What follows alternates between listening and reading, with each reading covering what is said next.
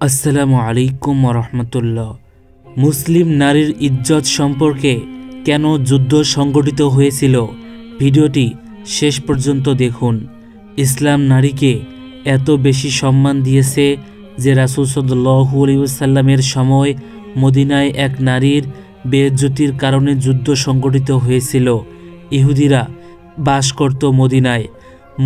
মুসলমানদের হিজরত করাকে ইহুদিরা মেনে নিতে পারেনি।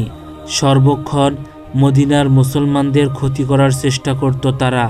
বিশেষ করে হিজাবের আয়াত যখন নাজিল হলো, তখন ইহুদিরা মুসলিম মহিলাদের হিজাব পরা দেখলেই ঠাট্টা মশকরা করত।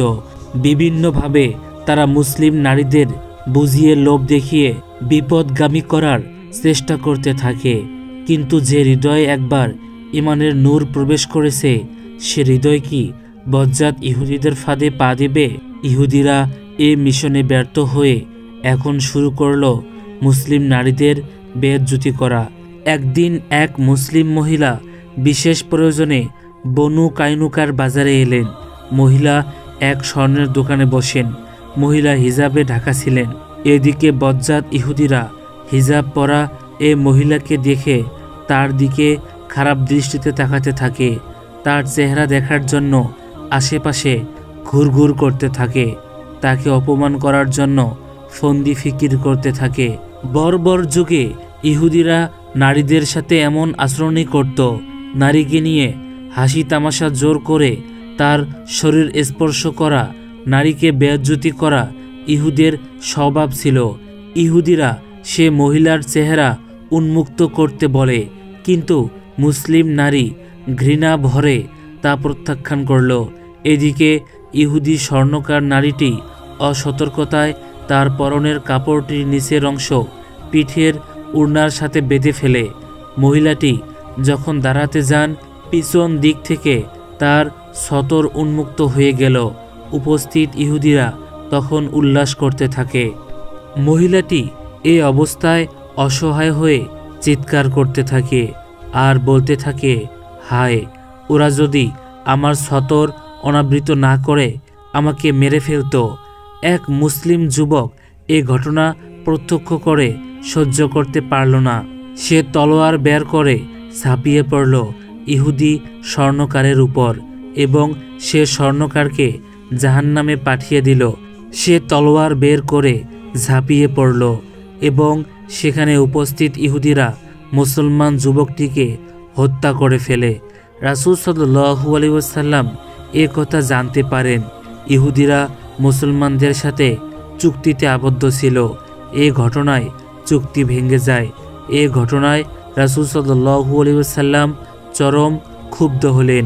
বিশেষ করে নারীর সাথে ইহুদিদের এ হীন আচরণ আল্লাহ তাআলার রাসূল সাল্লাল্লাহু আলাইহি ওয়াসাল্লাম কোনোভাবেই মেনে নিতে পারেন না।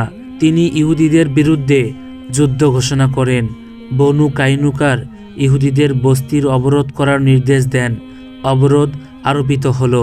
কয়েক দিনেই ইহুদিরা বিপদ বুঝতে পেরে আত্মসমর্পণ করে ফেলেন এবং রাসূল সাল্লাল্লাহু আলাইহি ওয়াসাল্লাম নারীর প্রতি বেইজ্জতির সাজা দেওয়ার ইচ্ছা করেন। কিন্তু বাদ সাধল মুনাফিক সর্দার আব্দুল্লাহ বিন উবাই সেদিন ছিল ইহুদিদের সাথে। উবাই বলে, মুহাম্মদ, আমার ইহুদি বন্ধুদের প্রতি সদাচরণ করুন। কিন্তু আল্লাহ তাআলার রাসূল সাল্লাল্লাহু আলাইহি ওয়াসাল্লাম তার কথায় কর্ণপাত করেন না। যারা মুমিনদের ভিতরে অশ্লীলতা ছড়াতে থাকে তাদেরকে ক্ষমা করা হয় না। রাসূল সাল্লাল্লাহু আলাইহি ওয়াসাল্লাম তার কঠোর মনোভাব দেখে মুনাফিক আব্দুল্লাহ বিন উবাই আবারও তিনি বললেন, মুহাম্মদ, আমার বন্ধুদের প্রতি সদাচরণ করুন। আল্লাহ তাআলার রাসূল সাল্লাল্লাহু আলাইহি ওয়াসাল্লাম তার সুপারিশকে গ্রাহ্য করেননি। নারীর সম্ভ্রমকে রক্ষা করার স্বার্থে তিনি নিজের সিদ্ধান্তে অটল থাকেন। এতে শয়তান ইবনে উবাই দিশেহারা হয়ে রাসূল সাল্লাল্লাহু আলাইহি ওয়াসাল্লামের বর্মে পকেটের হাত ঢুকিয়ে দিয়ে বলেন, আমার মিত্রদের প্রতি সদয় হতে হবে। তার এ আচরণে রাসূল সাল্লাল্লাহু আলাইহি ওয়াসাল্লাম অসন্তুষ্ট হয়ে বলেন, ছাড়ো আমাকে। কিন্তু মুনাফিকটা বারবার এমন করতে থাকে।